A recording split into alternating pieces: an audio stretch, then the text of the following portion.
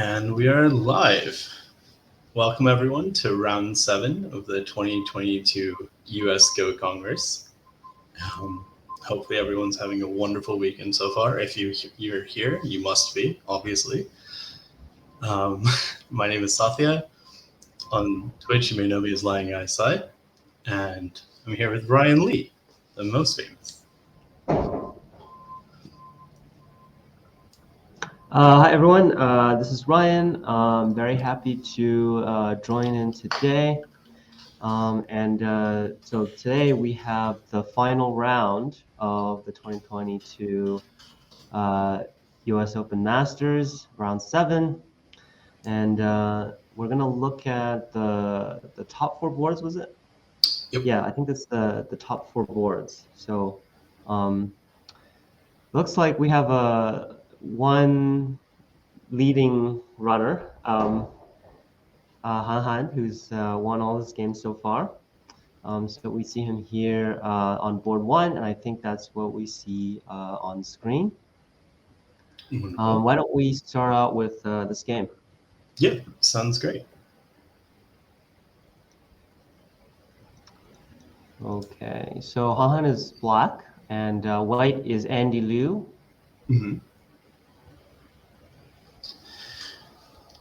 So immediately into this variation, right? Like this press, this Joseki. Do we see this very commonly nowadays, or? I haven't seen this played that commonly. This is very complicated though, right? And so the idea is that black can't really attach because white's going to Hane. Okay. So it's a different variation, I guess. Sure. So here we can probably imagine that black wants white to play like this, right, and then take a Sente Joseki. Mm-hmm. Which makes a lot of sense because this is a high approach, right? So the follow-up here is very big. This would get rid of a lot of white's points, and these two block moves are very efficient for the lower left corner. So it looks like white is trying to change things up and not let black get what they want. So white just exchanges this and plays away. I think Andy likes to play this style. He likes to take territory and guard points very fast and Tanuki very frequently. So I've seen him do that quite a bit. Just briefly about P5, it's not a move I've really seen or wasn't really on my radar. We don't have to go super in detailed about it, but like, can we, I guess, if you have any ideas of why P5 was played compared to, Q5, or I think I might have seen P4, but I don't know if it's applicable in this Joseki. Yeah, so that's a good question. Why does black play P5? Now, if black attaches, because white already has a stone, and when white hanes, you don't really have any response. Sure. Right, because you would want to cut, but right now you can't because white is going to Atari out, and here black is broken, so this would not work for black. Makes sense. But then what else do you have? If you can't attach, if you play the diagonal, I think this is possible, but it seems like, well, first of all, the R7 stone is really quite close if you're going to go under here. That means black is not really going to accept this kind of variation where black extends under. It gives white a wall because the stone at R7 is not going to be at a very good too position. Close to that wall. Yeah, makes sense. Right. So then if you play the diagonal, you kind of have to wedge and connect, and then white connects. But then it's also not very clear what the next move is. Right. Since you kind of have to capture the stone.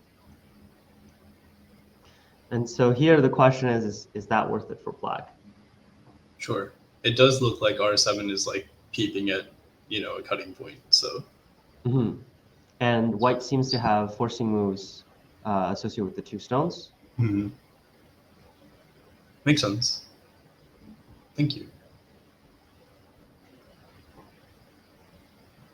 So yeah, seems like p5 is the natural move. I mean, if white pushes and cuts, then the black stones are at good positions, Really right? So coherent. white would not choose to do so. Yep.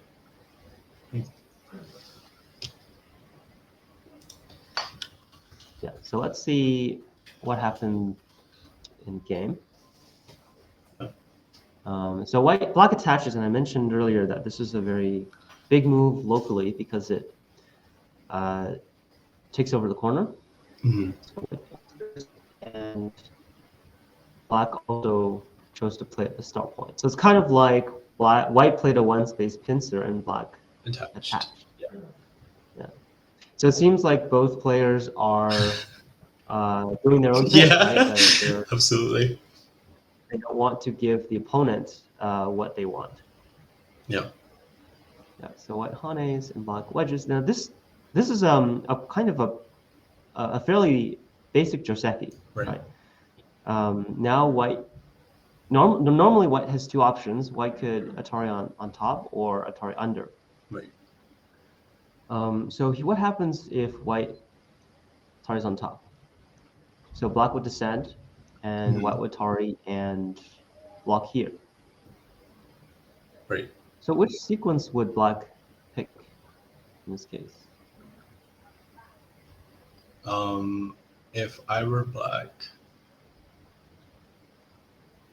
just Atari C5.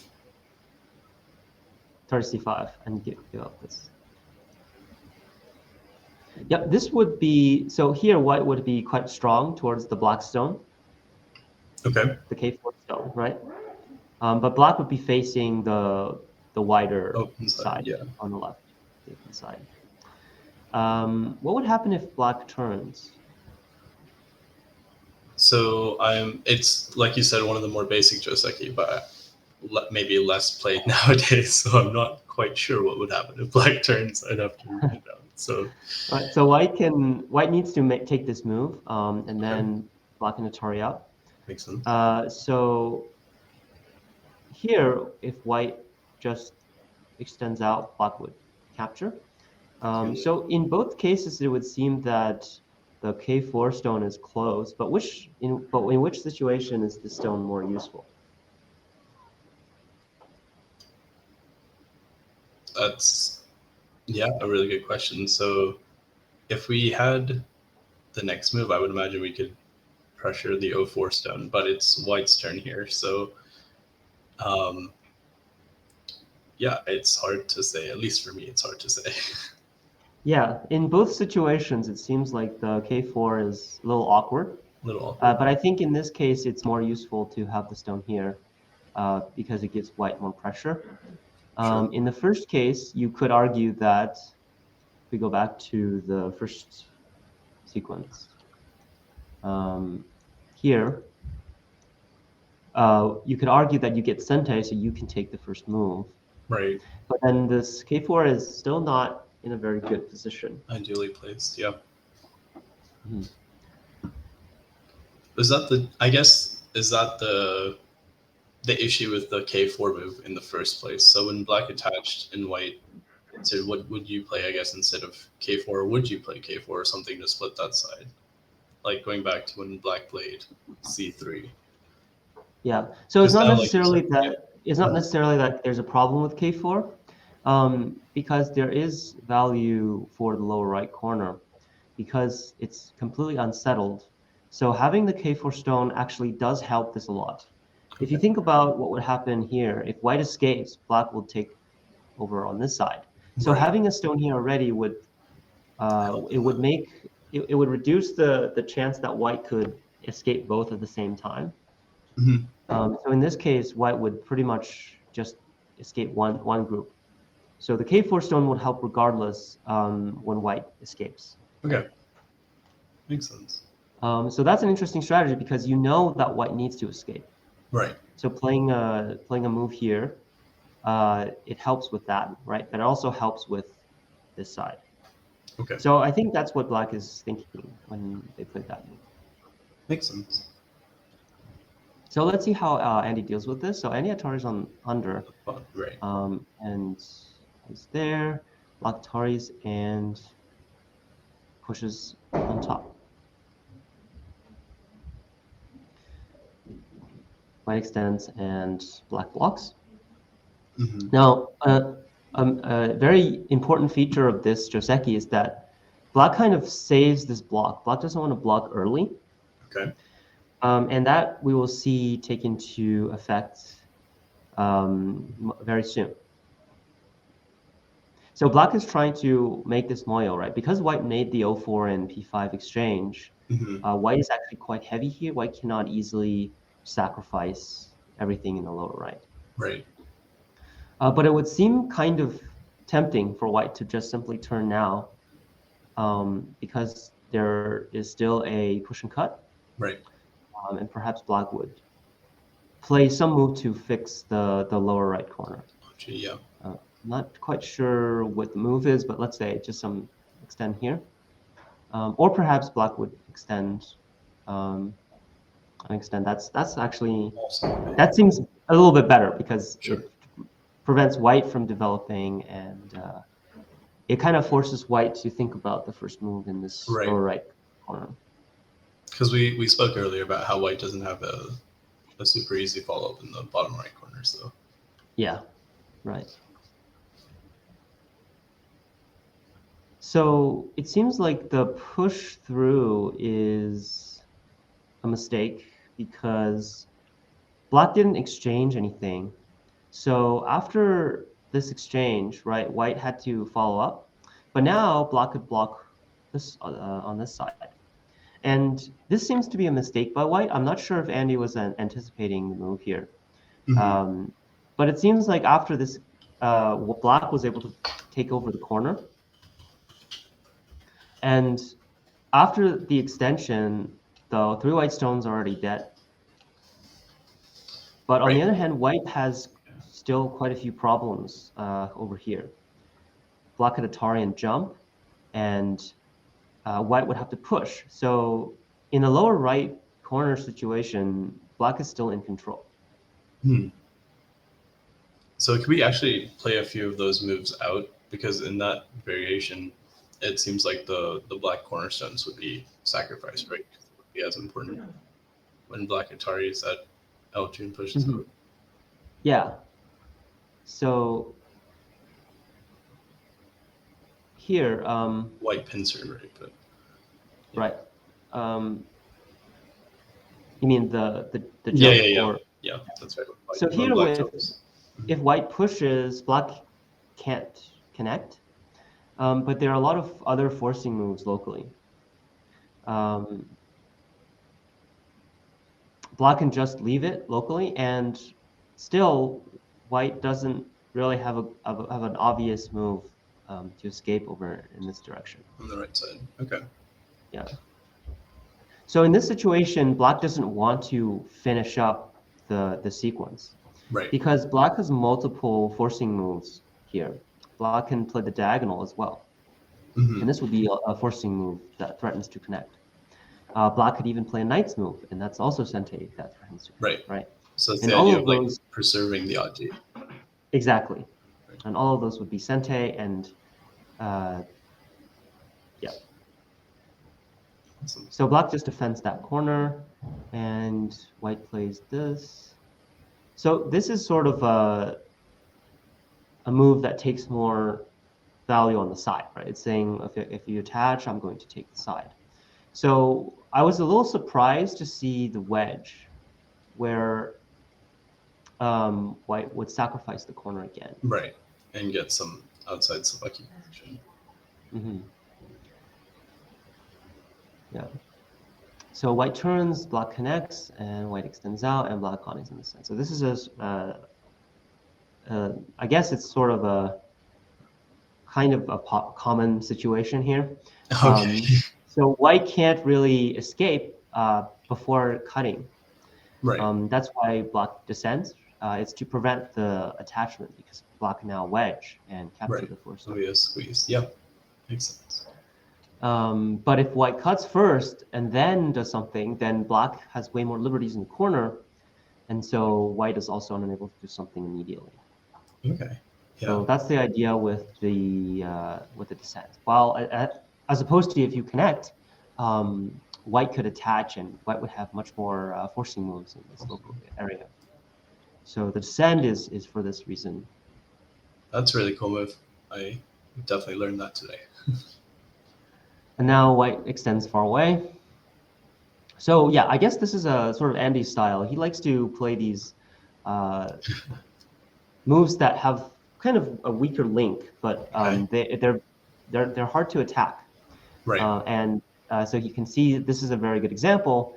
These two stones don't really have a direct connection here, but because these black stones are, there's some aji here with white maybe haning out, so it is difficult for black to come in.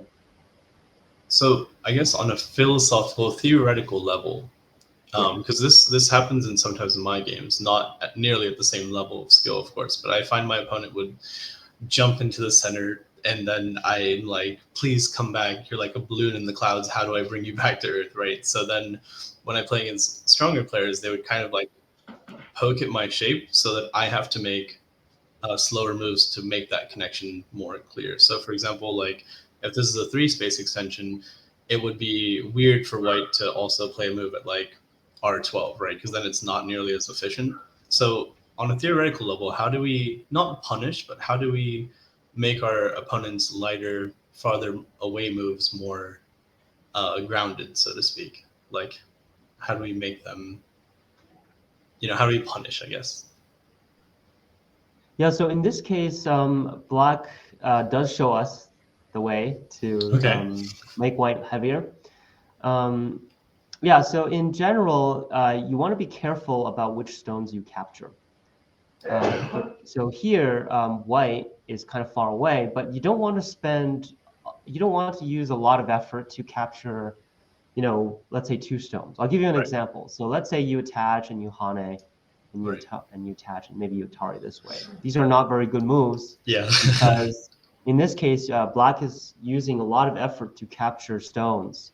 Right. And these are only stones. They're not very useful stones.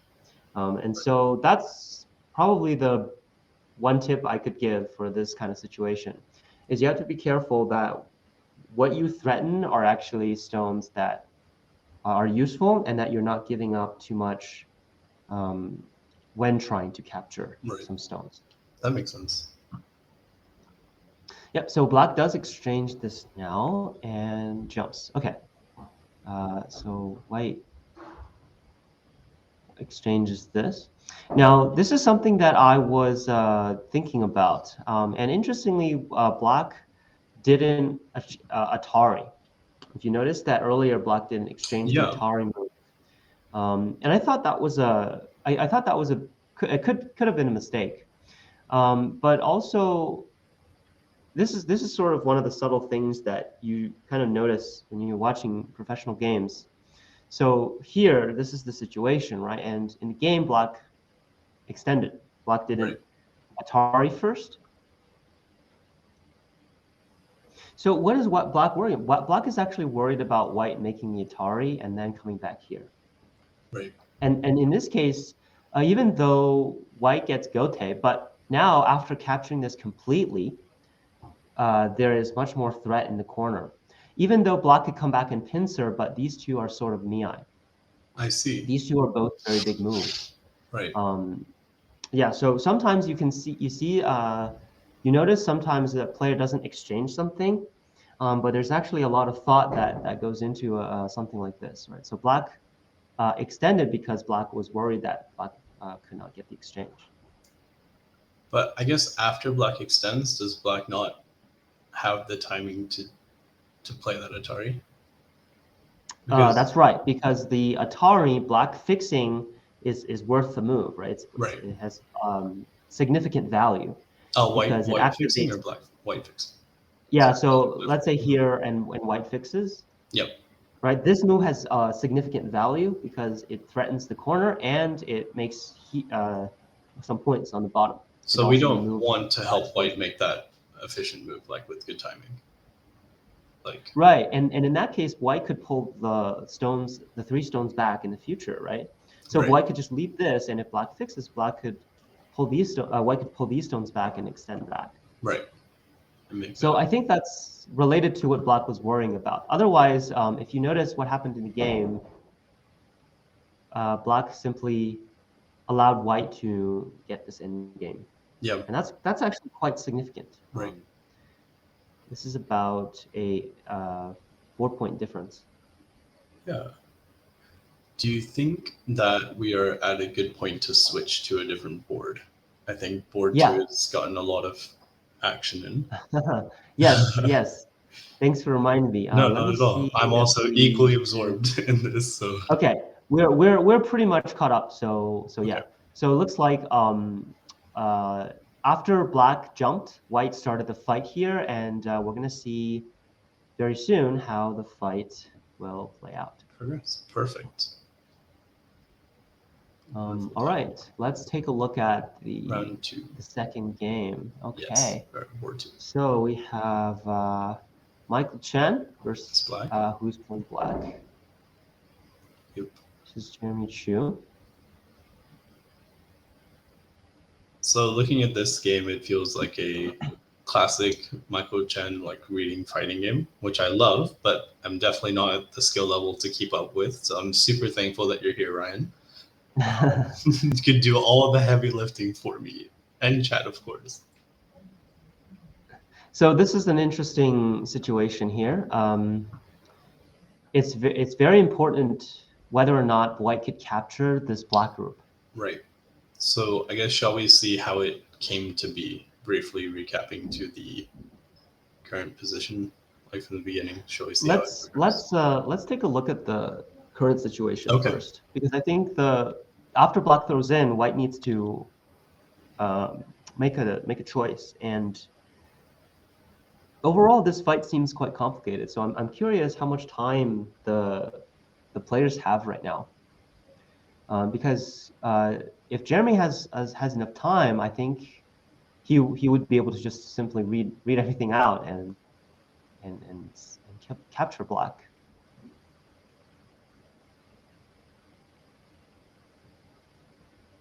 So there's an interesting thing here, because after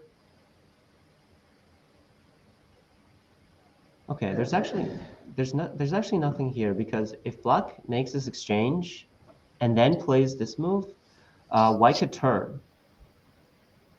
And after black turns, when white cuts, white locally wins against black, Right. because black only has 3 liberties, and even if you throw in, white will just block here. Mm-hmm. So black is unable to take advantage of these connections. White does not So need to connect. that throw-in point at Q1, was it maybe less uh, serious which move white played if white can win the capturing race both ways? But on the other hand, if black makes this exchange first, I think white can still just play this move. Or regardless, white could turn, because if we pretty much have the same situation. Right. No results. Yeah. But on the outside, though, we have to look at what's happening here. So here, the reason why I made the turn is because white actually can't block. Black could push through. And now white has Tutari, but then there are 2 weaknesses.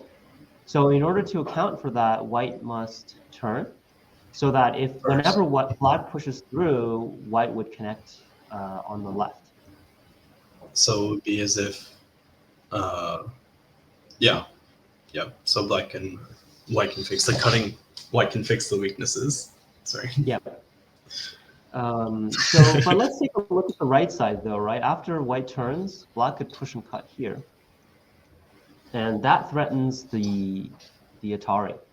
So now white must fix over here. So let's say white fixes on this side. Mm-hmm. The question is, does black have anything on the right side?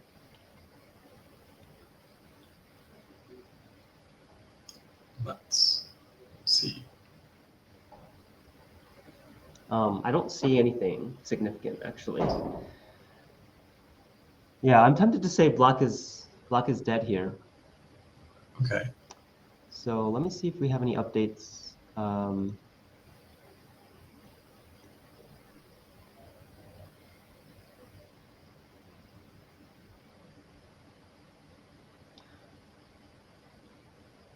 Maybe I'm just ahead of the game now. Let me see. Yeah, it seems like The last move was G7 connect. So yeah, after black keeps and white connects. G7. Okay. Yes, there's also a sync button. Thank you, Chad. Like, let me try so the that's sync the button. current status of the game, current board state. Okay. Okay. Interesting. Yeah. So black did push and white did turn, and it seems like I don't see any way for black to get away here. Maybe Michael will need to show some magic. That's his brand, right? So Yes, but his opponent must misread. that's hey, look, it's go as the game of give and take, right? So Yeah, but I don't see any easy place for white to make any mistake. but I guess while we're waiting for them, do we have time to, I guess, gently recap this game? Yeah, I'm ready to call the game for Jeremy. Okay. If you heard it here nothing- first, chat. see. Okay, so see what happens here. Okay. Oh, interesting. So white pushed and turned. This is a strange order. That's definitely a slight loss for white. Right. Because white's not supposed to make the push. This liberty does matter quite a bit for this wall. So normally white should push on top first. So this seems to be an early mistake here by white. But I mean, it's a pretty, I guess, common / known Joseki. So do you think white had some kind of motive? I realize it's only like 30 moves into the game, so I don't know how much motive one could have at this point, but to make this exchange, or do you think it was just a simple mistake? Like outright mistake? It's hard to tell. Maybe white felt it could be the same. Not maybe. I mean, it's not a huge difference. Of course, it's. But these small things do add up right. when you're not careful enough. Okay, so we had seen an early invasion, and that is, that makes a lot of sense. What is interesting though about this is after white attaches, white connected on the fourth line. So this move is basically giving black the chance to just live, right? So it's basically saying, okay, you can live, but I can surround you in Sente and take other big moves. Mm-hmm. And I think that's kind of characteristic of Jeremy's style. I feel like Jeremy's very solid, so it's hard for him to lose a game early. Okay. So he's a very solid style, and that can be very scary to right. in sometimes because that's that high consistency. Yeah. But then when you play like that, you also do risk being slow. Right. So you would often give your opponent more points and more value. Right. And the trade-off being that you are thicker, you're stronger in attacking, your groups have fewer weaknesses and less logic behind, right? Yeah. So white seems to be a little slow here. Can we talk about J3? Maybe the meaning behind J3, is it to I'm not sure, I guess is why I'm wondering about J3, because we know that the corner is alive, but I guess there's Sente moves like B4 against the corner, but what is the idea behind J3? Yeah, so I think J3 is, I wouldn't really advise J3. It doesn't seem like it's that good since, as you said, there's corner forcing moves, right? And after white makes this move, black has to live in the corner. So black is essentially using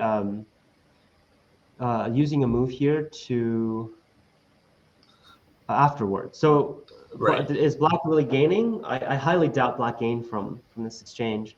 But Right. also white played, I think white should play maybe a little bit stronger. So So like for example, the diagonal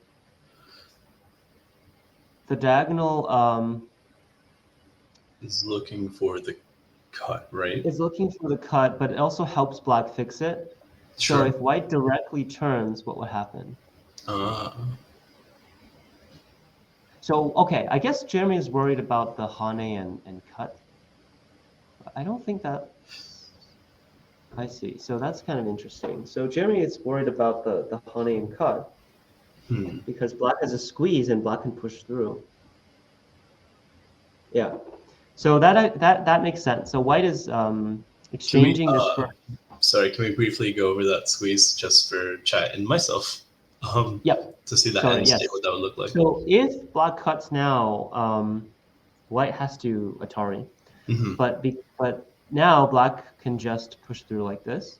Oh, okay. I was thinking Yeah. there was gonna be like a tombstone or whatever, but like just the simple Atari and push through. Yeah. So you could descend, but I think this is good enough for black. Okay. Yeah. Wait, So sorry. In that, I might have misread. Can you go back to the end state? yeah. Can black? Oh, because it'd be self Atari at D5. Haha. Okay. I was thought Yeah. like you could play the J4 Atari and then Atari through, but yes, that would Right. be Right. So this is a yeah. grave This is error. Yeah, yeah, this is yeah. yeah. Thank you for putting that in. Yeah, perfect. Yeah. So there is a liberty shortage, and that's the what white was worried about. So now before turning, white diagonaled first, forcing a response. And Okay. now when white blocked and black still cut, there is no liberty shortage problems Right. here anymore. So here I think black definitely lost points because the three stones are barely useful. But now the corner is quite small. Right. And the side, there's no territory because of J1. So Right. to me, this is not really worth the move. So to recap, black made the three wall stone, which is not really great for points because we have J1, like you said. Black lost points in the corner. Black did gain B6 naturally. So that's the overall summary, right? So overall, you think, I guess, white benefited a little bit more here? Yeah, that's right. So if we think about the points now, we would have something like this. And then when white turns, black would have to connect inside. And Yes, I know so, life and death. Of course, black would have to connect immediately, of course. so we're really looking at 4.5 points here for black. Sure. Yeah. And then there would be 6 points, 7 points here. So 11. We'll just count 12. Sure. There's about 10 points here. 22. Maybe we count 10 points, and then the bottom. So the point is that black really doesn't have too many points, even though black invaded everywhere. But each group actually ended up being quite small. Yeah. So I quite like white here. After this invasion, it seems like the game is going well for white.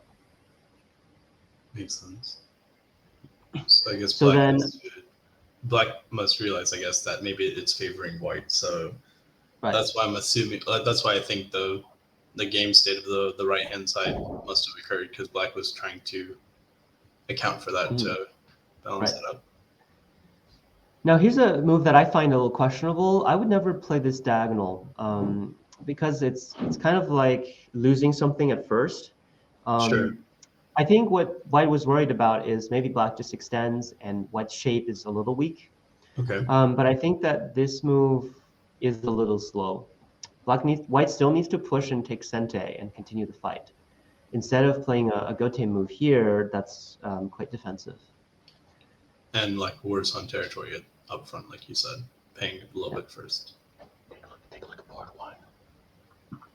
So Chris just gestured me to take a look at board one. It seems like a lot is going on here. So let's switch over and see what's going on.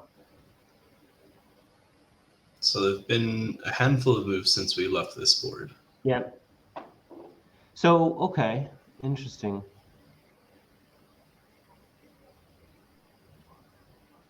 So white jumps down here. Black blocks, white descends. Black connects and attaches. Fancy. Question mark? White extends here. Okay, interesting. So white extended here.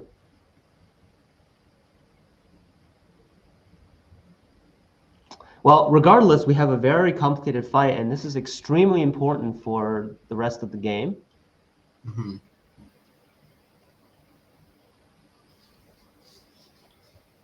So I guess why was the extend there? On Yeah, that's exactly my question. Is why didn't white directly connect? Mm-hmm. So black would probably still block here, and you can still get the extend.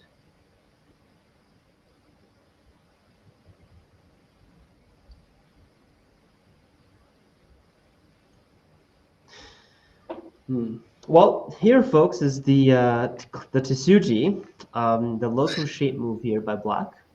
So this is a move for everyone to take a note of and learn about, right? So this move really takes advantage of white's shape. Right? If white connects, then the block is sente for black. So white didn't want to do that, but I think the black's block is sente because if white to use them, what will we play? I guess simply N3. Mm-hmm. Then Right. Yeah, just making sure. Yeah. Mm-hmm. Yep. So in this case, we have a snapback shape for white. Right. White makes the Atari, black and Atari here. Right. Yep. Makes So sense. when you have a liberty shortage, you have to be very careful, right? There are a lot of moves that your opponent can take advantage of. So white extended first and then turned and clamped. Okay.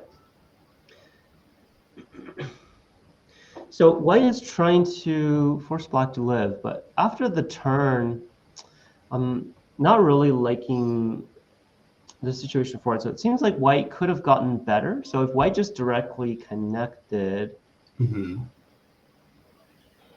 is white afraid of black just blocking here? Okay, so actually that kind of makes sense. So Andy is actually thinking much further than I did. So if white connects and black blocks, black is pretty much alive. And you don't really want to make the push, because if you make the push, you kind of help black live. Right. So we're trying to preserve like an R2 move or something like that later. Right. So now if you just connect, black still has to block, and this is Poe in the corner. Right. And I just talked about the Carpenter Square in a lecture last night. Okay. Another reason for everyone to go to Go Congress, of course. Right. So what's the benefit of extending? After extending, go back to the game. It forces black to make this block, right? Black can't go there anymore because white's going to extend. So by doing that, white got the turn and clamp. It kind of looks like it's a bit of trouble for black, but it's actually no issue because black is locally alive. With a move like N1. Yeah, so in this scenario, if white plays there, right? Yeah. And then black plays there, the problem is that white can't play K1, right? Right. So white can't make the connect and die because it would be a self-Atari. Right. So this is the golden chicken stands on one leg. Golden chicken stands on one leg. Yep, that's the name I know it by. I think some people go by rooster for the zodiac animal. Rooster too. Yeah. So black is not really in trouble. Black plays in the middle first. And you can see that here, if white kills, it would be very annoying because at least there's a ko, and black would also take the right side. So in fact, here white is in a bit of trouble. But white also doesn't want to just purely connect because black can live, and white still needs to continue to make this group alive. Yep. So white is in a bit of trouble here. Okay, so that's the actual move of the game. Yeah, so we're gonna have to see how this fight unfolds now. So this move is basically brazenly daring black to cut white, right? Like it's this kind of move has to be cut, is what the intent is. Is that correct? Like, yeah, right. And here, what white is threatening is that after black extends, black will not really play the diagonal because here the middle group can get surrounded. So black will need to be very sure that white can't do anything to the middle group here. right. But my worry is that black might be just happy with taking the middle, like maybe just jumping here, Okay. allowing white to kill, not there, but some move to kill, maybe capture, and then just taking this side. Yep. And just to reiterate, black would be dead on the bottom in this scenario. It's dead, but it's not completely because Yeah, black is here, and there could be still some. There's at least some moves that white needs to play to finish black like off. Semidori playing in one's own territory to capture stones. Yeah, makes sense. So it looks big, but it might be smaller if black gets S6, because white would have to capture inside. Yeah. Exciting stuff, Okay. as expected of board one. Yeah. So let's go back to board 2 now, Sure. and let's continue to see how the fight unfolded. And I'm very curious to see, did black die in the corner? We need to see the magic of Michael. Yeah, so like this wedge, it's just kind of like when I see this move, my intuition just tells me that it shouldn't work. Now, the hard part about winning against a player like Michael is that even though if you feel like it shouldn't work, you don't know how to make it not work. Right. And that's how, so that's black, kind of something related to black style, I guess. And that's, it's also, why I've always found it very difficult to play against Michael is that he plays these very surprising moves and it's that are very hard to punish. So like moves that require a lot of reading, like you can't only rely on shape, you have to rely on reading, like a cue. Right. Yeah. Right. But the thing is, if you can read it out, then it should work. It should be able to punish, right? You will get an advantage, right? Sure. So yeah, so like this is definitely an overplay, and black should not be able to do this. Okay. So white Ataris and connects. Looks like Jeremy is dealing with this quite gracefully. Right. So then here we arrive at the result that we saw earlier. Right. The exchange. So after extending, black pushed and cut, and yeah. So black is definitely dead now. Black is trying to use the dead group, the liberties that it has remaining to force a capturing race of some sort and do a squeeze. In the center. In the center. But I doubt that it would be a big squeeze. So I think white is definitely ahead here. White has captured this group. So do we have some more moves? Oh yes, we do. We do have some moves, yes. And this is saying your connection is not solid and your group in the bottom can be attacked, right? Okay, now this is a huge mistake by white. Okay. So if white clamps and wedges and plays this move, white is actually locally alive. By threatening the ko for black, white can Atari and live. I'm not sure why white made the Hane, because this Hane completely fixes all of black's problems. So if white tanukis now, this cut could be a problem for white. And that can make the diagonal sente, right? So this is a huge difference. I wonder if it was time pressure playing a move like a6. I don't have a actual reading on the current time controls of everyone. It could be, but I think, yeah, could be time pressure. Yeah. Or at least why, if so, with my understanding of the game, right, we try to mitigate any kind of unnecessary exchanges, especially ones that could be harmful to us. So like, is there anything that a6 would give white that, or like prevent black from doing? Like, is there any merit to a6 apart from being like a blunder because white could live outright? Like, is there a reason that white would play a6? I can't I don't think think of so. any. I Yeah, can't really find any strong reason for that. which is why I'm Um, assuming I'm wondering if it's a time suji. Yeah, Yeah, but I guess so. When you're playing a game, you have to be clear what the follow-up moves are. Like right. after playing this sequence, if I were white, I would just already read out this variation, and that way it kind of prevents you from making a mistake like that in the Right. future, right? So when you have the time right after you finish the sequence, you should be reading these out and making sure that it's working. And that's how you would. So by doing that reading, that's how you know what moves are forcing in the Right, area, and so you can preserve and know the object to preserve. right, right. Makes sense. It all fits together. Yeah, so it seems like White was kind of forced to play a very conservative move. And even Um, now, yeah, like this makes no points, and it's just not very big value. But I feel like, yeah, so Black is obviously very clear that they're behind.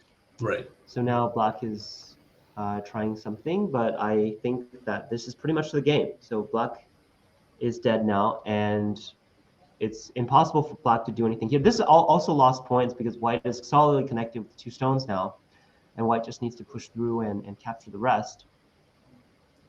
So it's all looking good for Jeremy at this point. Can we shift over to board 3 now? Yeah. Okay with you. So when we come back, we'll see how the capturing race goes, but I'm pretty sure White has got this game. Chat's always, in favor of some kind of necromancy, right? Groups coming back to life, some drama. So hopefully Mike can pull it out of the bag. Not that I'm biased in any way, of course. So this is between Alan, who's Black, Alan Huang, versus Albert Yan. Right. We saw a strong performance from Albert yesterday against Hanhan. Oh, we But did. Did he unfortunately, he win? lost. No, he lost, Oh. but it was a really fun and exciting game. Okay. Usually I wouldn't call a game that you lose a strong performance. Yeah, that's fair. That's fair. Maybe I'm just a little harsh, No, but I think no, I'm I sure he think played that's well. reasonable. I think that's reasonable. I'm sure he played well. So what are we looking at here? If Black cuts, White will start the ko and push out. Now, Black needs to decide whether or not Black is okay with that. And I think the answer is probably no, because after White pushes out, White already got some value here. So I think this would not be ideal Mm-hmm. for Black. So the question is whether or not Black can win this capturing race.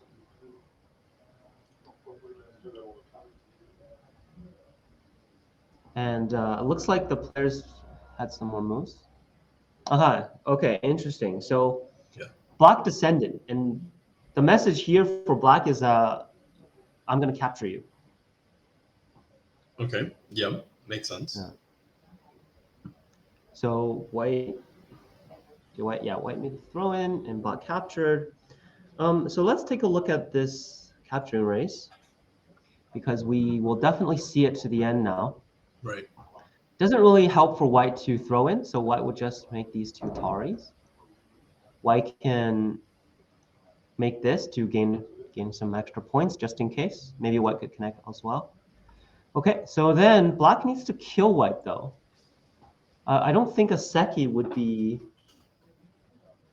really acceptable.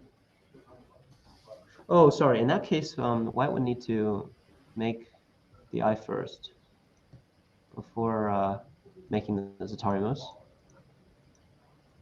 Now white will connect here. Okay. And so from this position, who has more liberties? So there's a cut now. So Black is in trouble. I don't think black saw this cut. so the cut would lead to a series of Ataris that will end with white Yeah. connecting a G3.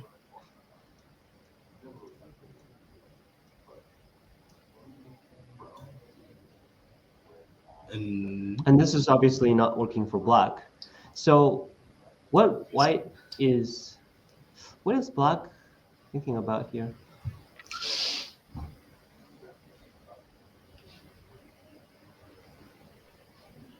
Yeah, so white could connect first and then play this. I don't see a good move for black at this point. So I assume as the players play out these moves, black will realize that the cut is not working. But black doesn't. Does black have a way to live inside? And I don't. Black can live, but it's sort of a sad life. Right. But and after white connects here, white threatens the cut on the outside. Right. But is already alive. So it's a sente life for white. But it's a sad life. But if the alternative is pure death with no Aji, I don't know. Is that the case? Like, would black just have to bite the bullet, so to speak, and live sadly inside? Yeah, but black doesn't have much value left. Black doesn't have much territory, and the top seems to be kind of neutral right now. Even if black plays first, I don't see black just capturing everything, let alone get sente. So, I mean, yeah, so I was referring to the cut here, right? Black needs to do something about it. So I'm liking the game for white. Okay, so this did happen. Black did make this alive. Make this live. Oh, okay, so that also makes sense. Black doesn't want to connect and allow that. So white would live in Gote. Right. Makes sense. And then black would need to return to the upper side. So is the push through in the center now not super valuable because white is already alive? Like the J7 push is not a concern. If white lives, then it would not be a concern. But does white want to push first? I don't think so. White doesn't really want to start a fight first and then live. Yeah, makes sense. Okay, so black's choice in the game is actually much better than what I did, because the cut is not an urgent problem, which means black will get the first move on the top. And that would change things dramatically. Yeah, so it seems like a fairly close game. And now we should look for a move here for black. Okay, I like the idea. Is quite tricky, because black needs to be fairly efficient in surrounding that white stone. So let's give this as an example, not only for myself, but also for chat. Chat, if you see any good moves for black, if you're following with AI, don't use that move. Or you can share it with us later. But let's all think about it together. What's a good move for black to kind of encapsulate the top side? And if you can kill the white stone outright, that's cool too, but no pressure. I'll give it a minute or so for chat to look into it as well. I see chat talking about the favorite, which is Han 5P. He was an ex he's a Chinese A-League player, which is the league for the strongest pros in China. Okay. And yeah, he's obviously very strong player, a lot of training. and I saw him playing very consistently throughout the whole Go Congress. And I believe, and I could be wrong here, so chat can correct me if I'm wrong, but I believe he's Kevin Yang's teacher too, or at least one of them. So Yeah. all right, so I think chat's come up with K17 as the main move. We've seen smatterings of R10, R13, but that isn't necessarily on the top side, so maybe K17 is what we look for. Yeah. K17 seems reasonable. Good job, chat. 9p as always. How about A15? Yeah, so I don't know the status of that corner life and death. But I know a way to play as a straw player if they're saying A15. Is there merit to that, Ryan? Yeah, the corner is in a ko. It's a ko. Okay. Yeah. Can we briefly show that ko? Yeah, sure.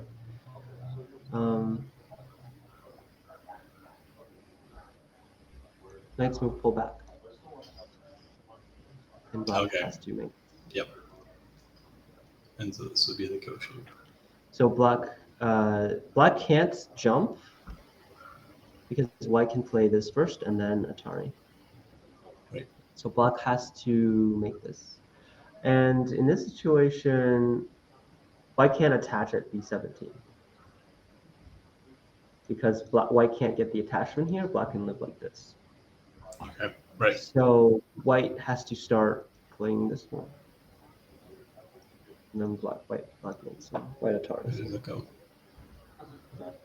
It's not a clean life in the corner, and I bet that Alan regrets playing the peep here. This is a example of a move that you don't want to play because it immediately loses something. And right? would that something be the D18 Atari?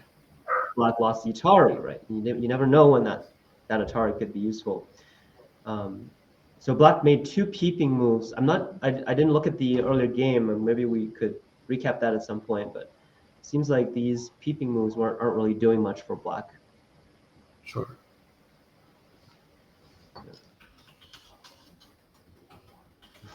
Yeah, so yeah. Han really surprised us yesterday because of the question to Alex in his game, and Chris and Michael talked about that last night. And that really kind of surprised everyone because so if you weren't tuning in yesterday, there was a question to examine Alex's glasses, and I was I was a little bit involved because Alex was my student, and I wanted to make sure things were fair. And I think it really regardless of the etiquette or anything like that, it really raises a question for us to think about what kind of rules we need now. When AIs are so it's so easy to cheat now with AIs. Right. And I'm sure I heard it was during the game and not after the game. Is that? Yeah. Yes. So that's because it was during the game, that kind of raises an etiquette issue, right? Because right. the Alex is very young and he's a new pro playing a veteran, and I would be terrified if, say, Michael Redmond in a game asked me if I cheated. Yeah, if exactly. I asked if my glasses had like some technology built in, and it's just it's just a very surprising situation to all of us. Yeah, I'm sure it was not the intent, but it almost seems like an inadvertent mind game at that point, right? Like, yeah. Of course, the glasses were inspected and nothing was found. So. Yeah. But it does raise some concerns and some questions and some rules that need to in place to make sure these things don't happen and these things can't be used as a way to for gamesmanship. Right. For game, like definitely around the etiquette. Surely, I think that's really important too, Yeah. because it's a legitimate concern, cheating and everything. But at the same time, we want to preserve the honor and the gamesmanship of Go, right? So it's a tough line to draw. Yeah. Okay, let us see. See Chen's game. Just looking around. I think we have time to briefly see what led to those peeping moves in this game, if you would like to do so. Yeah. So it looks like the players just are continuing the mid game. Maybe Black would choose to fix the bottom, maybe or the top. Seems like a fairly close game going forward. So it looks like we will have much more to say about this game later. Right, definitely. I am Why don't appreciative. we Yeah, why don't we switch to the fourth game, because I don't think we've spent any time on that we yet. haven't yet. You're right. That's And fair. let's just get caught up here and I'm thankful see. that two of the boards are moving relatively quickly, but two of them are moving at a slower pace, so it makes it easier to juggle between them. So thank you, players, for playing, longer format games, longer style games. But yeah, let's take a look at board 4.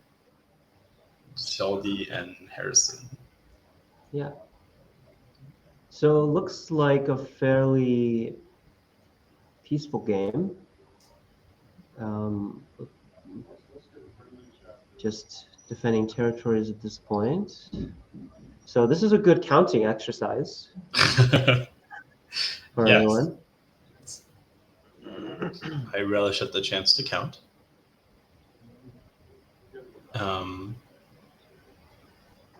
So let's get a score for both players, I suppose.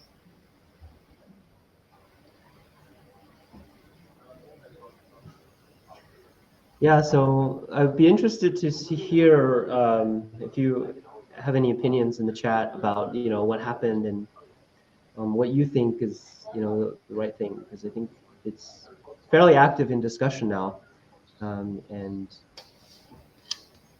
we all want to be able to play comfortably in a world of AI, and it's difficult, but it's something that we all have to eventually solve. It's a problem that we have to eventually solve.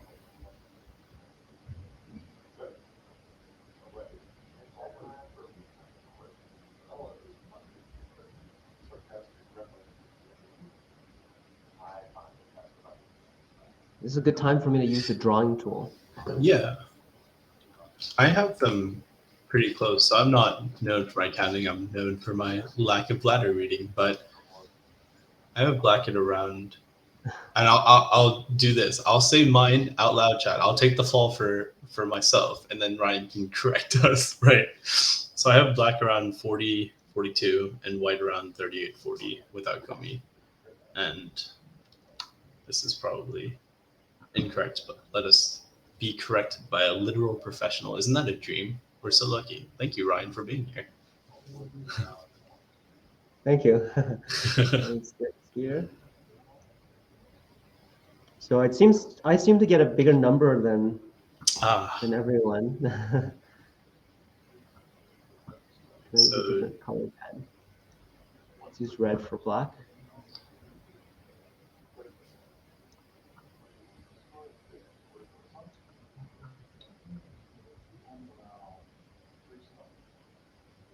$46. Dang. I was close, but 4 points is important in a game like this. Right, very important. Very important.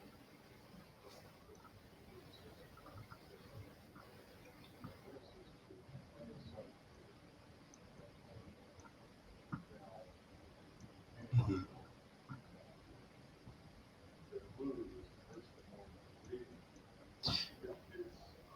So I was just super off for Black. I don't even have an excuse for being this incorrect for Black.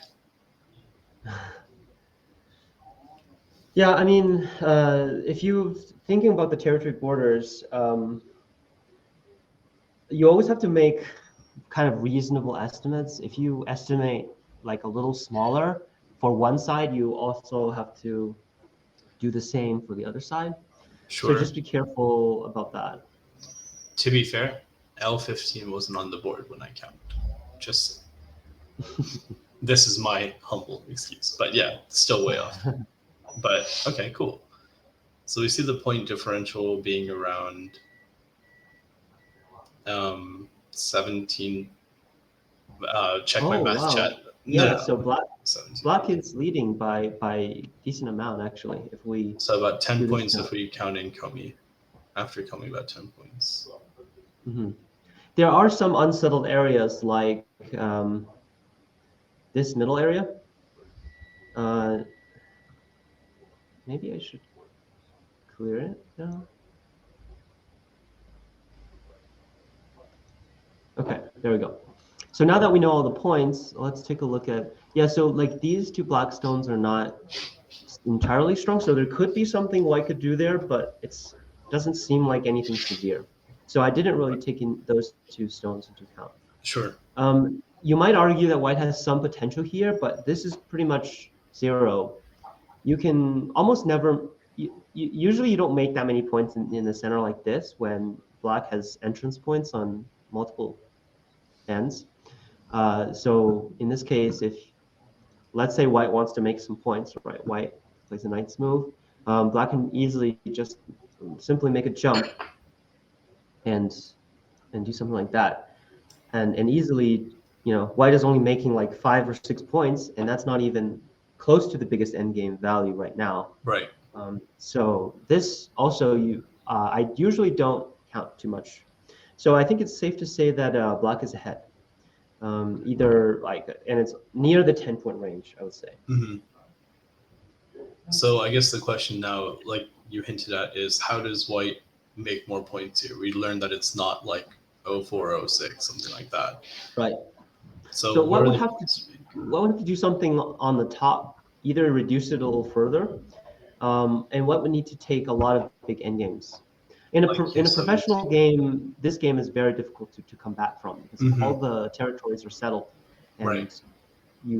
it's very difficult to gain three points back.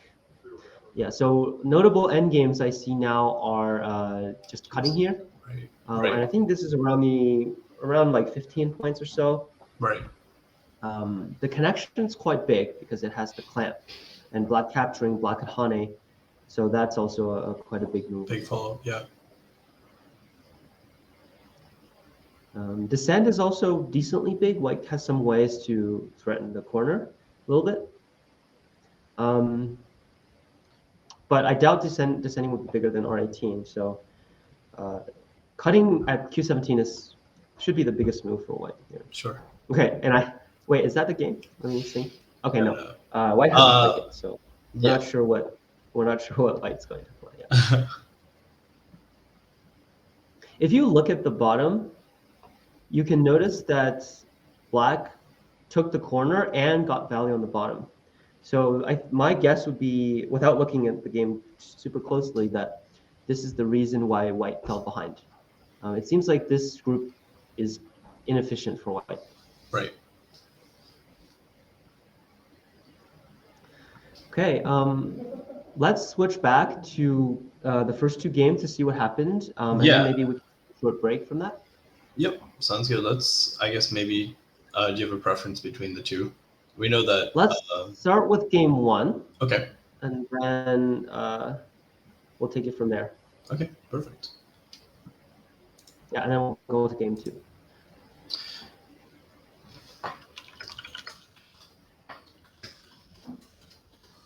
So it seems fairly similar to what I predicted. Black managed to, black ended up enclosing the center, white killed the corner. And then in the game, white played the attach and descend. And this is a very big endgame move. Because it means that white doesn't have to capture inside anymore, right? Exactly. As we said, white wasn't alive, so white would be forced into a capturing race if black took S6. Right. But in this situation, I feel like I am so tempted to play this right now. Right. So I guess the it comes down to counting the actual value of S6. If black plays S6 now, is it going to be Sente? Can you get it in Sente right now is the question. And I'm assuming the question that the players are asking themselves. So yes, that's a great point. So S6 is likely Sente for black. White has to descend. So the question is how many points that's worth. right. So later on, black could Hane and play here. White would capture in Sente and then come over here to threaten the eye. So white does not have to play too many moves inside the corner, because if you look at this situation, if black connects, white just Ataris and Ataris here. Right. And this is a double ko, so white only needs to spend 2 moves inside the territory. That's right, yeah. So how many points is this move? Well, black gains a fair amount of points. White has 2 less points here, and how many points here? So it's 2, so maybe 5-point difference for white. How many points does black gain from this diagonal? So in the game, white plays the attach and descent. Right. And there is a follow-up, the clamp. But with the clamp, black can simply play this move and Atari and capture. So it is a Gote follow-up for white. So if we want to be very precise, we have to count half these points. Okay. For the follow-up for white, because it's a Gote follow-up. Yeah, makes sense. Oh, sorry. Actually, I made a mistake. Actually, here when black blocks, white has to play this. So there is no follow-up, actually. Yeah. Okay. So that makes it simpler for us. So black gains 3 points by playing the diagonal. Right. White loses the 3 points here, and then has to play 3 more points inside the territory. So that's 6 points. So it is quite a big move. It's reverse Sente 9. Reverse Sente 9, yeah. Yeah. But when I look at what happened in the game and I see this move is much more tempting than reverse Sente 9. So I would still play something like this in a game.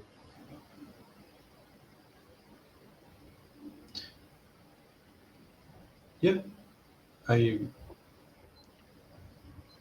So white attaches and invades. The exchange is put in. White comes out. White comes out here. Now, I think white is in pretty big trouble here.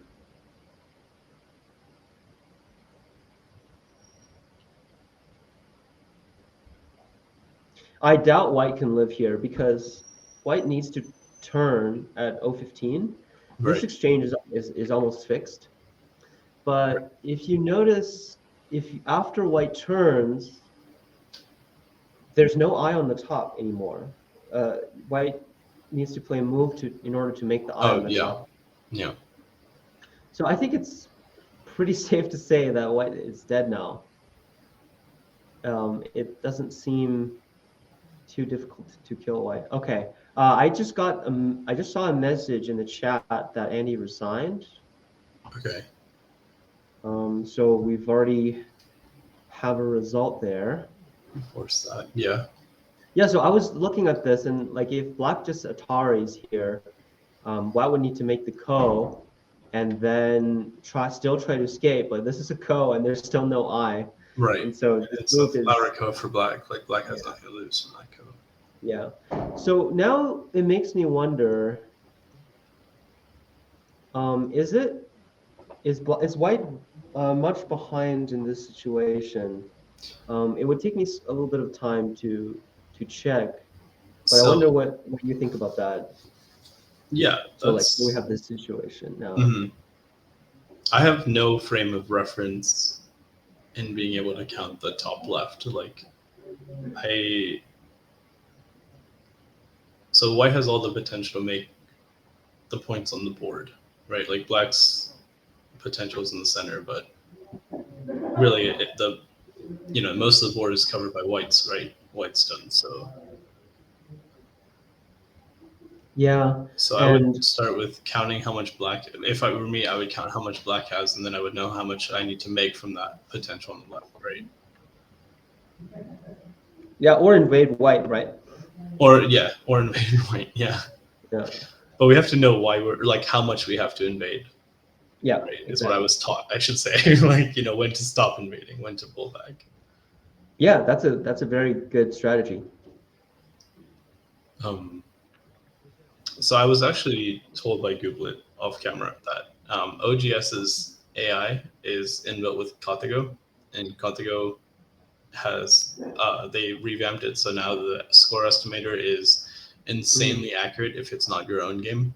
So like, for example, if we ever wanted to use that in counting exercises, or how the AI Mhm. would count this or think about this, which is, I understand, vastly different from humans. Yeah, the In only this board state. downside with that is that, sometimes when AI estimates points, it's very different from how we interpret points. Right, So right, it's not, even if you get a estimate from an AI, it's not necessarily useful. sure, no, Um, absolutely. um, and I typically think I like to say that like any any AI usage is a waste of time. You Whoa, would like to okay. think that you're improving and you're obtaining information, but most of the I would say like 99% of the time when you check AI moves, it's a waste of time. Yeah. So I guess if you would allow me to pick your brain about that more. So does that mean like Yeah. the games that you play, at a professional level, that you review, do you review them with AI? Do you review them as a human like yourself first and then with AI to see, or like not at all with the AI? Like what's your Yeah, I secret? like to review games myself Of first, course, yeah. and to see how I, see if I can identify my mistakes. And then sometimes it's useful to verify those things, but it's not necessarily a learning experience. Okay. So And mhm. opening is fine with AI, but most other times it's not very helpful. So I guess to compare that, so for example, when I use AI, right, I am not a professional, right? And so I make very, Don Q level mistakes even, right? So whether it be direction of play or any kind of like a broad applicable theory mistakes Yeah. that I would make. So I'm not necessarily looking for the blue move, the best move every single time, because I know I don't have that superhuman reading, that AI reading to follow it up. But I can find my red moves, my orange moves, which is to say, like, for those of you who don't know in chat, like they're rated by color. The darker the color, and like the red shift, the worse the move is. So uh, I can see, like, when was I tanuking when I wasn't supposed to be tanuking from a direction of play sense, not necessarily fighting and stuff like that. So I guess at a professional level, those kinds of theoretical mistakes would be fewer, um, which But is do you understand the theoretical mistakes after looking at the move? so. If I say that, oftentimes if I tanuki too early, it means that I didn't read a specific sequence that the AI is reading, so it becomes like reading based again. So that I take to your point. But I think that it helps me, um, generally in direction of sense, or like how to follow up with like a moyo, for example. But yeah, I can see where your pushback is. A lot of it is specific sequence based, but um, actually, so full honesty here, the most AI I actually use is on Golexi's website, like 19by19.com. So they actually have like whole board problems, and they're judged by AI analysis at the end. So you play out like 40 moves in a real board state, and then the AI would be like, did you meet your goal? Like, did you reduce the moyo? Did you invade successfully and stuff? So it's more like applicable. But yeah, basically, my what I want to say is that I think AI, for me and people at my level or lower, is really cool for like theoretical approaches. But I'm absolutely more than interested in your take on that. So, do you think Yeah. that even at a theoretical level, AI isn't really helpful? Well, let me ask you a question. So let's say you're reviewing a game, right? And Sure. you're thinking about it yourself and you're trying to find your mistakes. And let's say you find a few mistakes and you find some new direction. Now, if you look at, let's say a teacher is reviewing your game, Yeah, right? A teacher might give you some perspective, but a teacher would ask you questions to help you, to find ways to how you arrive at certain intuitions. sure. So let's say you're asking an AI where some good moves are, right? Right. And you find some good moves, and you feel like it makes sense. The next time you're playing a game and you arrive at similar situation, are you going to find that move?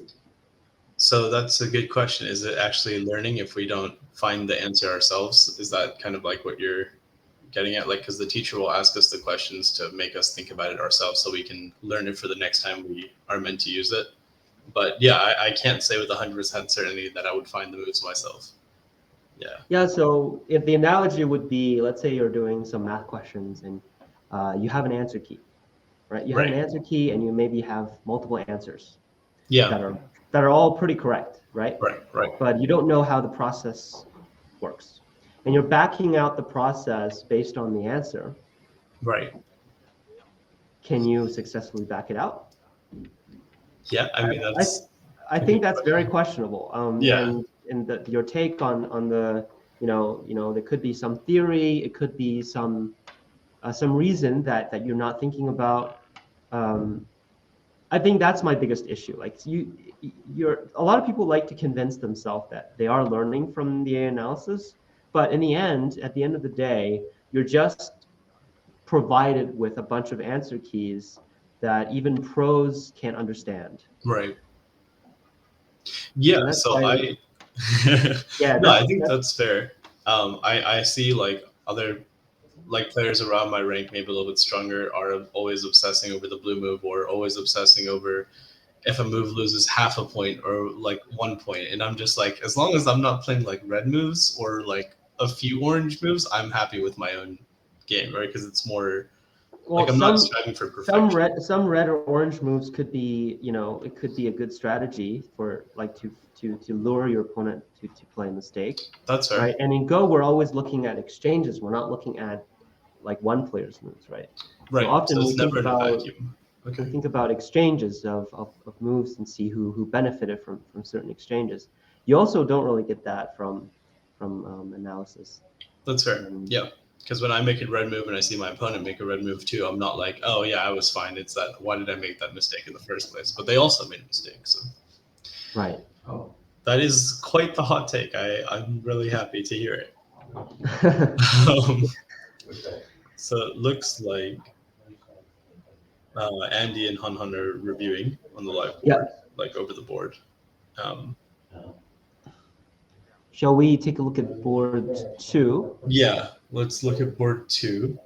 I think the other boards are progressing apace, nothing too extreme. So, Yeah. okay, let us see what Michael has wrought. Yeah, this game is still over. Black Black does not have a chance. Hmm. Okay, so my last left. Yeah, looks like I think Germany will win this game. It doesn't look like Black has a lot of more like places to run to and Hmm. complications to make. Let's take a break now. Okay. Games 3 and 4 are still kind of in the late mid game, maybe Yep. early end game. So we'll see a couple more moves from those games, and we'll also see some, maybe maybe we'll see some last minute magic from Michael, and we'll see if that happens. So. Never give up hope.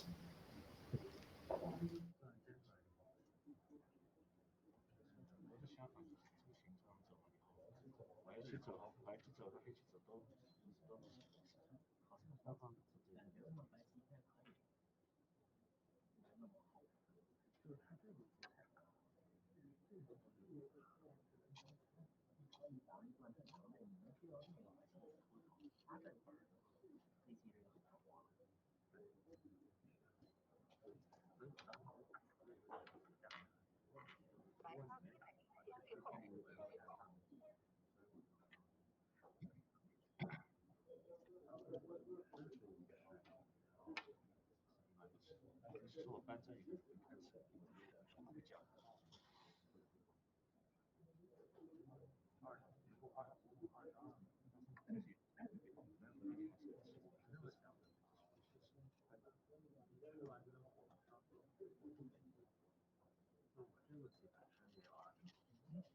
零件是质量都不行，这个有些关系。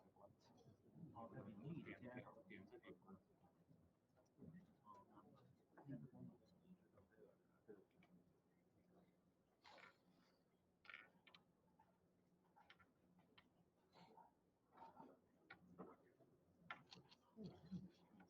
到这个。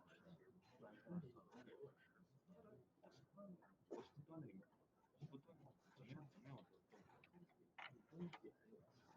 里有气？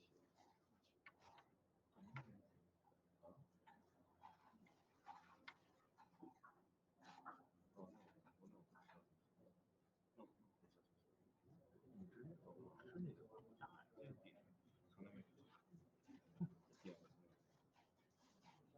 那很便宜。那你直接搬了钱，让我挖，然后你搬我钱这边出来。觉得我像是很吃惊，这我从来没有，至少是，但是我有可能会，肯定不能像质量那么杀你了。点那个节那很大的一个反应。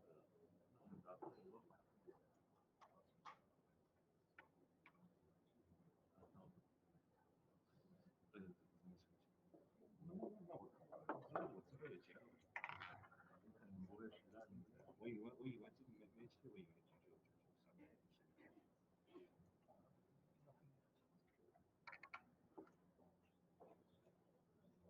有点。你就没看到这点，你就看若干搭配不火。他粘住我气不够，我在这局我没火。这个时候我不断。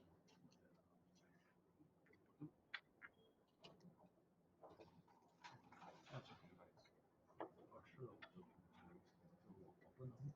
不能容忍你没。对。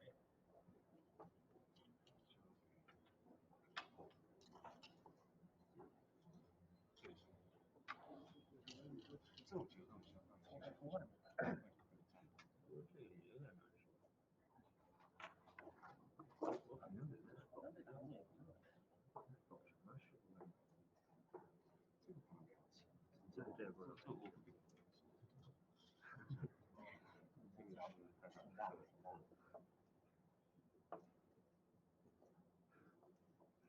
这个点对。点不起。那点不起呢，这4个字的价格就大了。也有点这边味道。如果只有个点嘛，这4个字的价格就比我想象的大。这个零存了就。所以说这4个字。对，飞机不要从这儿打，从这边打掉。后面其实有一个。这个作战本身，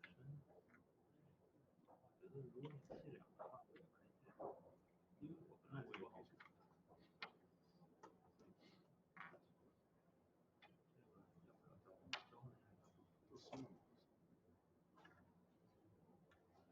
我再跳一个。不行。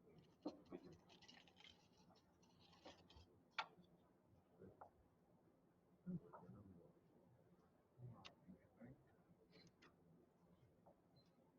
这地方双不收人手。其实我觉得这样你不能买。不太像是飞机有点太好。你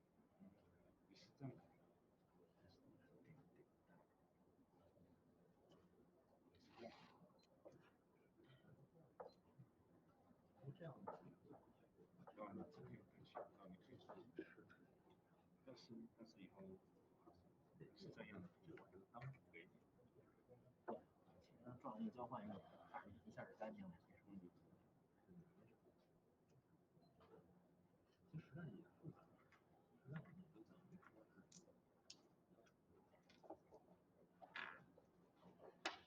样能尝试。对，这样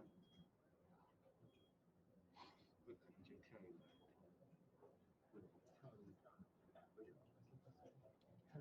还是反正退不行，没有退。这种。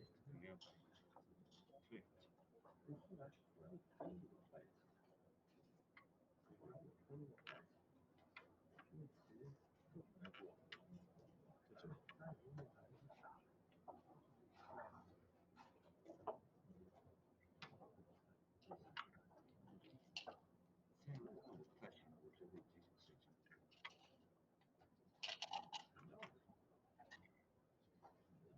对，这样帮助我先睡觉。对，这样。我觉得你太悲观了。因为我本来今天要动粗啊，我本来想带一个葱段子。然后那个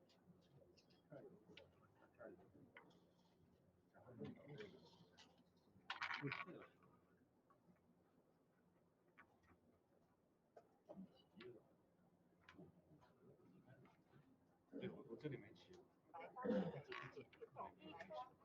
不是你自己有没有骑？这我没有，这个可能。你这一个天的。对，没有钱。没有，就这么断一句。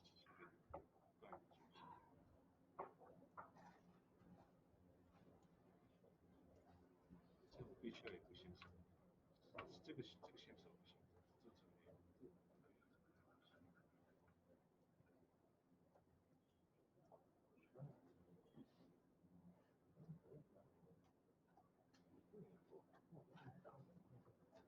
对，做火应该做火，因为我这里刚好没骑，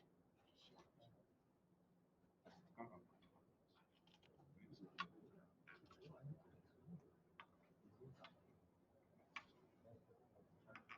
哦，真的。这样子，还行，没利用。没有，现在可以利用。哦，是这个卡的。这样不行。我这样来。你可以。这样不行。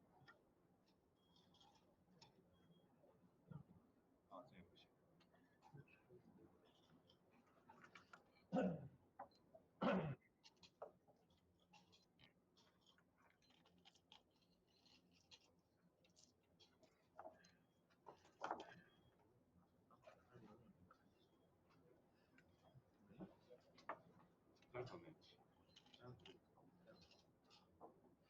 白方开始5秒，白方30秒然后呢，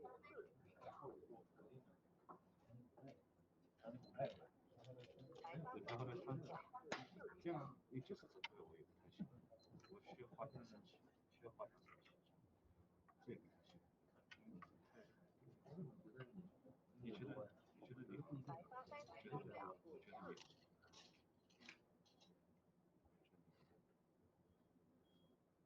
就是说这块的10秒。没有，他可以走到这以后就不要走这里去，说是我的现实了。走这里去。这里没什么路，我补一个脸。他其实还有对，他控制住还有的线。白方30秒。那是一说谎言的。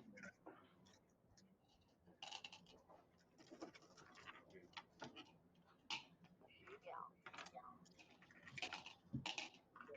白方30秒。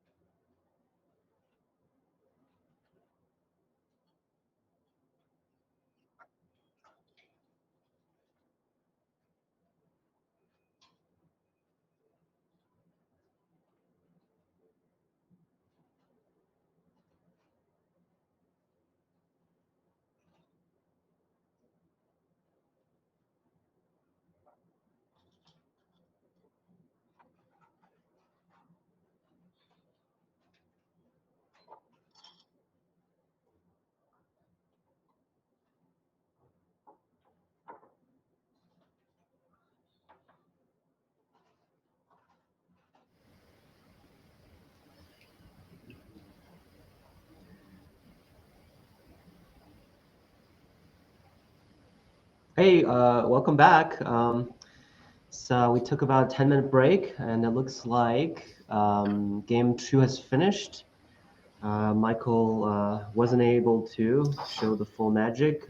Jeremy won the game. So I just had a quick look at the score sheet next door, and there are quite a few contenders for second place.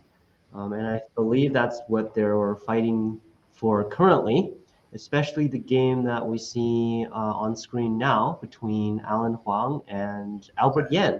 Both players have 4 wins, which means the winner will compete SOS, the sum of opponents' scores, with the others with also with 5 wins for second and third place, maybe even fourth and fifth place, depending on how many players with 5 wins. And I just checked. I also had a look at Andy Liu's SOS, and his SOS doesn't seem to be too high. So he is also hoping there for the lower SOS players to win. 5 wins. And when it comes to SOS, you can't do anything right. You can only wait for people's results because it's matches you've already played, and exactly their scores and how they've performed. So that's right. Mm-hmm. And this game is one of the more important ones because we have Alan and Albert. I believe they both have fairly high SOS. So that means the winner will likely have fairly high placement in this year's US Open Masters, while the loser would only have 4 wins, and that would put them much lower in the rankings. Mm-hmm. Yeah, so you have a Satya. You have a very interesting nickname, LionGuySai, and I noticed that Gooplet called you Sai. Yeah, it's not based on any kind of you're not allowed to do that. Yeah. No, I can understand how stronger players and professionals no doubt would take issue with that. Yeah, I do stream on Twitch. I used to stream on Twitch more frequently, and my nickname was LionGuySai. Lion comes from my middle name, Singh. I'm a man, I'm a guy, and then Sai was a play on words. Yes, there's Hikaru no Go Sai, but my namesake actually had Sai in his name, so it was like multi-leveled nickname. I thought it was very clever. But yeah, being called Sai, I can tell would maybe raise a few eyebrows. Yeah.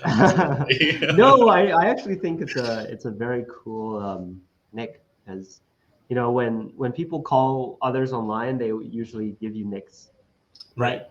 So yeah, people calling you Sai is or cool. LGS is also a less yeah intense one, but yeah. So it's an interesting situation here. Black has exchanged these moves. These moves are to increase the amount of liberties of the corner. So even though White's group is alive here, but if Black splits these groups off, this White group is not necessarily alive, which means White would need to reduce all of the liberties inside, depending on how many liberties Black has, in order to finish the capture. If Black is able to separate this group, I think that might be something Black is going for. It feels like the recent moves have been played very quickly, so looks like Black is going for it. So I guess my question is, like, if it's time pressure, it's one thing, like I completely get it, but if these are all Sente exchanges anyway, is Black afraid that if Black plays from the outside first, White can simply add a move inside and then none of this? Yeah, so notice how White pulled back, right? And Black wanted to make the cut Sente. Now here, Black must cut after making these exchanges, because if Black cuts first and White jumps in, then Black could already be dead, right? Black is worried about that. And I should also correct myself earlier, because I made a mistake and I thought that Black was a Ko in the corner. And terrible reading on my part, because I didn't realize that the large knights move just killed. And the sequence in the game showed us that. So if we look at the sequence in the game, after Black attaches, white can simply take away the eye, and it's similar to an L shape kill. So I wanted to just correct myself for the mistake earlier.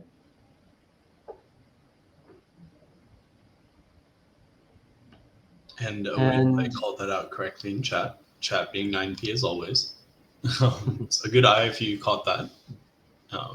Good reading. I was nobody got it. I was looking at the game, and I thought maybe we should do a count, but it seems like the territory in the upper left for white, this group being dead, it matters quite a bit in terms of the points. I guess we can still do a count and assume that white doesn't have to reduce And moves the inside. liberties. Okay. So let us do So, that. Another counting let's mark the exercise. boundaries, and I guess this one we don't necessarily need to mark it. That's Pretty should be clear, for the yeah. obvious. Count like 13 here.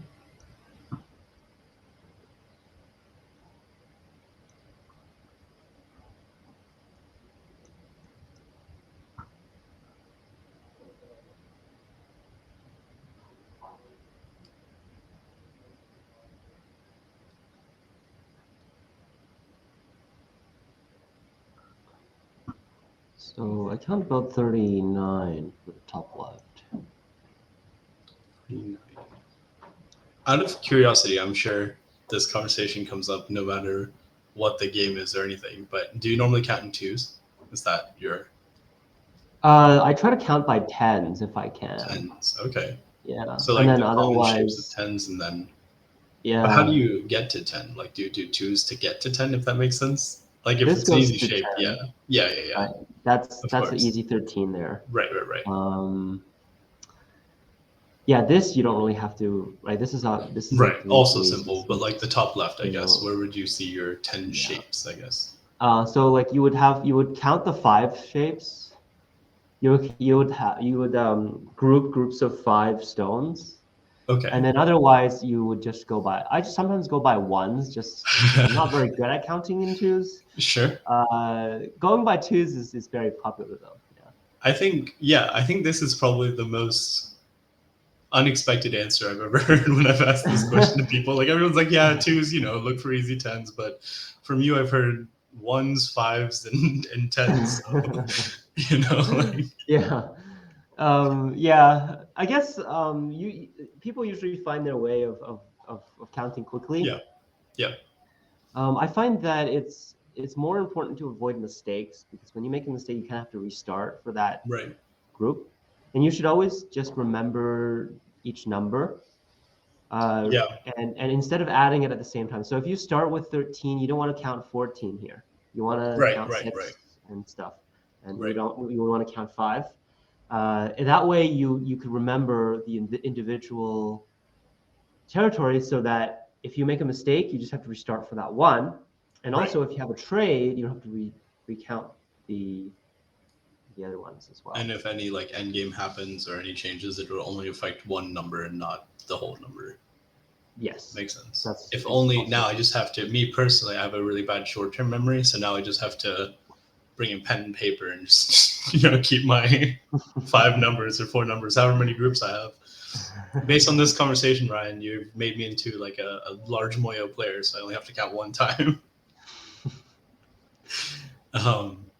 But yeah, jokes aside.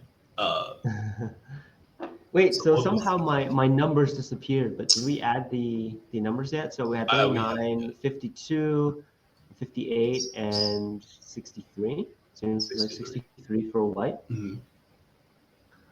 How many can we count for black?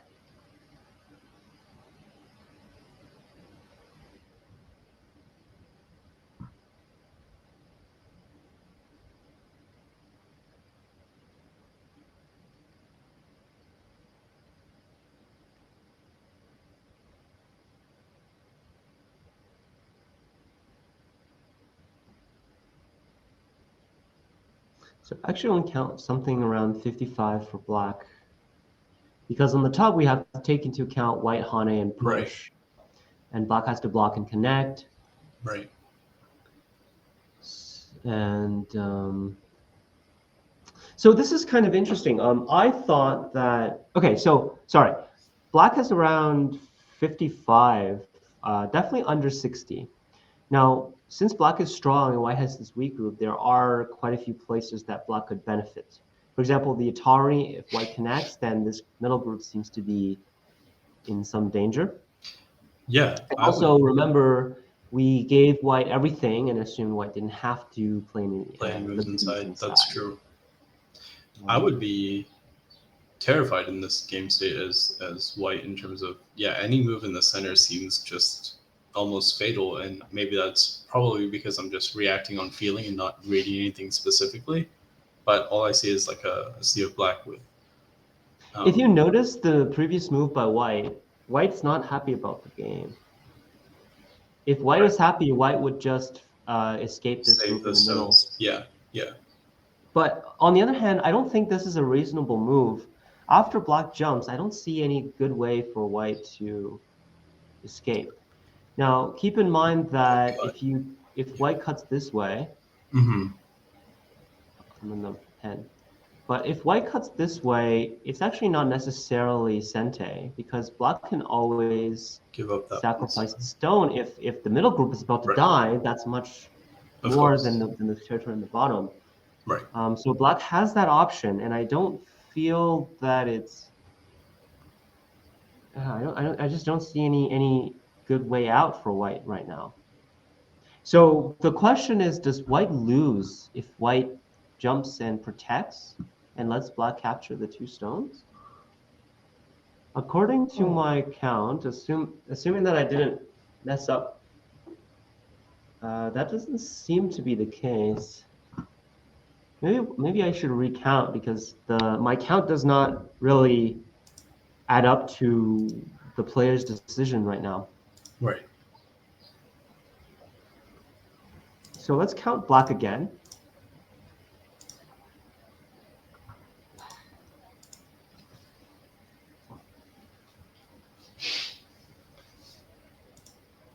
So 29 here.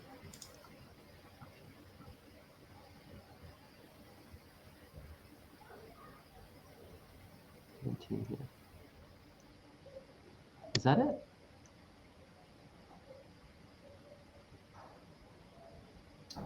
So that's like 50 points, right? Yeah. The top left is already 39.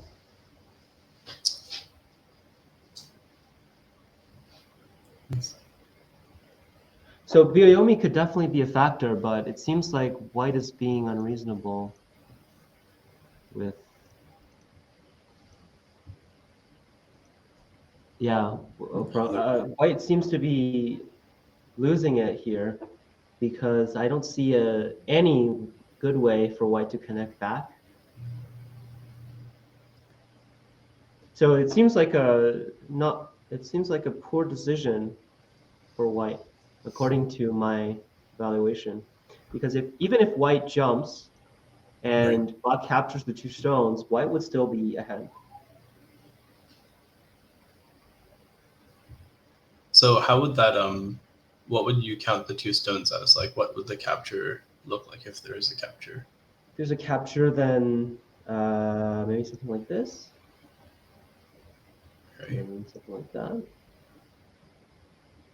So that would be like a 6 or 7 point capture. Yeah, 10-point max. 10-point max. But then white would be able to gain on this. So black doesn't have enough time to capture immediately. Black needs to gain more by pressuring the center before making the capture.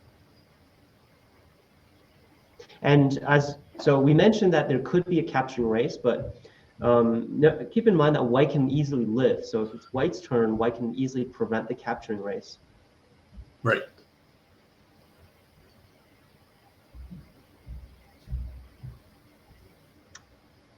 So in the actual game state, what are the options for white? So white chose to attach and black on it directly.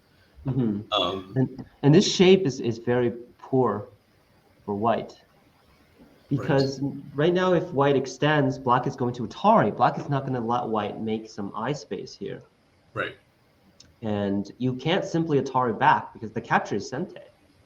Right. Otherwise, you lose the half of the group. Right, and this is probably unreasonable for white.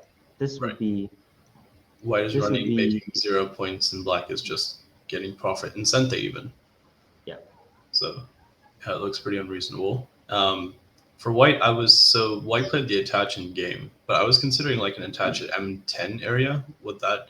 I mean, right now the Right. prospects are generally not ideal, but it's quite a long road to connect back to the upper right corner. sure. There's a lot of work to do. Okay. Yeah, so I guess there's not an easy way home. And Easy road. considering how iron solid black is, I don't see any way for white to connect back.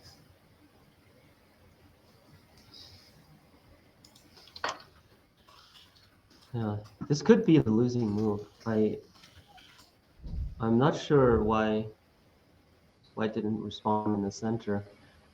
I mean, the only explanation I could have there was that white thought white was behind, but according to our count, white is not. White just killed a big corner here. Right.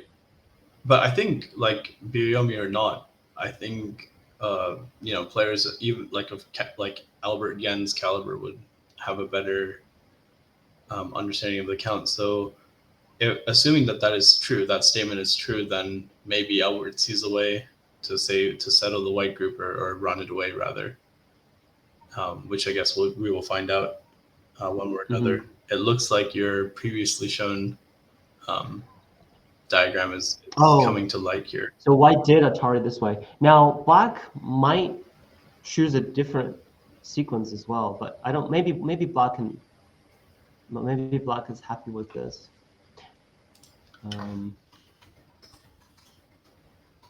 Yeah. So now black is a little unhappy because black recently just exhausted every single co-threat in the top corner. Right. Yeah, that's what I was wondering about the timing. Black is unable to make the cut. So white did make the Atari.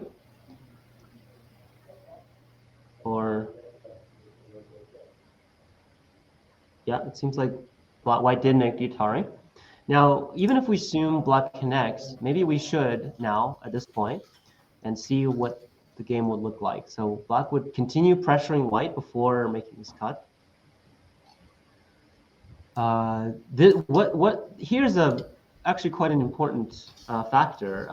White can push, and the points here for black are not super significant yet. So there are some ways for white to get some more points, but notice how black also pretty much enclosed all of the middle here. Right. So if white clamps, then maybe black will cut. Yeah, it seems like a good way to. Yeah, I mean, regardless, this looks very, very bad for white.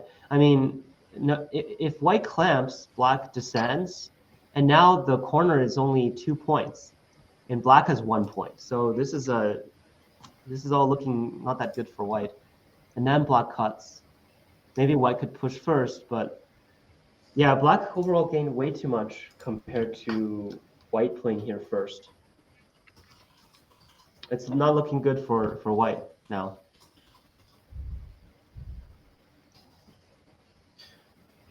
Okay, maybe we can take a look at board 4. Yeah. And see what's going on there.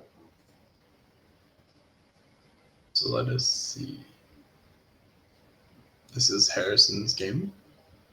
Mm-hmm.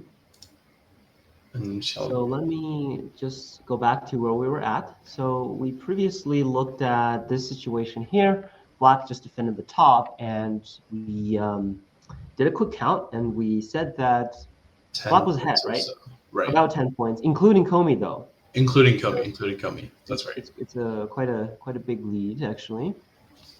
So what made this exchange? Yeah, I'm not sure what's the reason for white's exchanges here, because normally you would think if you would attach here, you can descend in Sente. So there's absolutely no reason for white to make that exchange. That. And then white continues in the center. when we left off, I believe we decided like Q17 was. Yeah, I would never play in the middle. Like if I were black, I would just be happy with winning the game like this. Right. I mean, this game is over. And there's no changes to it. Everything is too solid, too defined. Exactly. Yeah, this game is already won. So yeah. And in general principle, we try to play endgame from the corner side center, right? Like Yeah. it's easier to make points in the corner like R17. Right. If you're wondering about the center like this, you never actually make you're never really that efficient when you make points like this. White spends 2 moves to make not even 20 points, whereas one of these moves is already 15 points. That's right. Makes sense. I mean, it doesn't make sense. Your logic makes sense. Yeah, so in the actual game, Black kept attacking. It seems like Black is still seeking to gain more.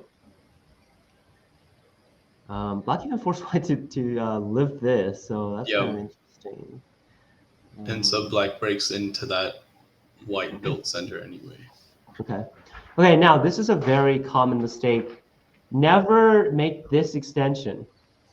Never make this extension. At P... No, when you have the territory. Right. You should never make this extension, all right? You should always diagonal in Atari. That's only if this side is open when white does not want to turn. So this is basically saying, here, have 2 points for free. So Black is not being very precise with that move. Yeah, so here, like this kind of move is, it just overcomplicates the game. Again, if I were Black, like saving the 4 points here, it's not really that urgent. So I think like haunting connect could be an option because there's a clamp, and you just play endgame, and Black is already ahead. So there's really no point in trying to benefit more, while white can play these moves to make the game more complicated. And you see here, Black is losing value because white's pushing in.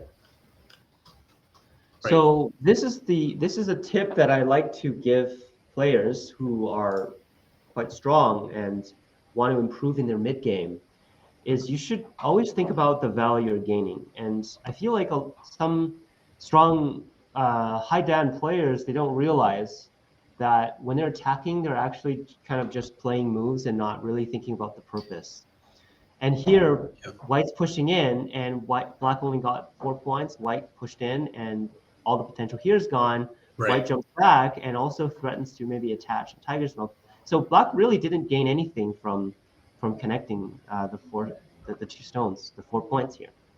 So sometimes when we attack, we lose the before and after picture, right? We always have to make our decisions based on a before and after state. So sometimes, I guess, when we're attacking, it's easy to lose sight of the before state and figure out a better way, or to know if it was actually worth it, the resources we're investing. Yeah, it looks like white is even trying to kill. So yeah, sorry, black is trying to kill. So maybe black feels confident in their reading, and that's a decent strategy. Yeah. So, but I'm comfortable calling this game for black. Okay, that's probably good because we should actually start winding down in the next 10 or so minutes. So I'm curious to see how Albert's game is playing out. So let's take a quick look at the Albert and Alan game, and then maybe we can wrap up after that. Sounds like a plan. So we left white trying to connect back to white's group on the top right? Mm-hmm. And so white played the Atari, the co-shape, black connected, white connected out. But still here, it seems like we're not fully connected back yet. Yeah, it looks like white will get cut off now, no matter what. Black got to jump in. And yeah, I think white's just dying here. Yeah. Even if white cuts off this side, white does not have enough stones to threaten the middle because there's another cutting point here. Right. And there's just nothing else to do. Yeah, black simply extends. And I see the game ending right here. Of course, white doesn't have enough space to live inside. White can only try to cut and come out. Yeah.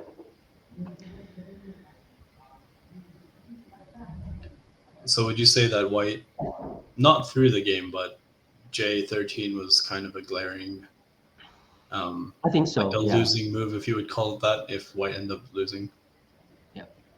Yeah. I think this move is very, very unclear. White needs to play a move here in the middle. Right. So let us see. Well, that's unfortunate. Albert had a very good game. Near the end, made that mistake, and looks like now Alan has the game. Right. Of course, it's not over until it's truly over, but for the purposes of, I suppose, this commentary, this stream, I don't know if the last move actually does anything here, but yeah, it seems like a good wrapping up point at any rate. So everyone, of course, we have the links to the games. Thank you. I thank Ipo for calling those to the forefront. Thank you, Ryan, for joining us and the wonderful commentary as well. I hope everyone enjoyed. And please check out the auction because, we're raising money for a good cause. And yeah, that's it from us. Thank you.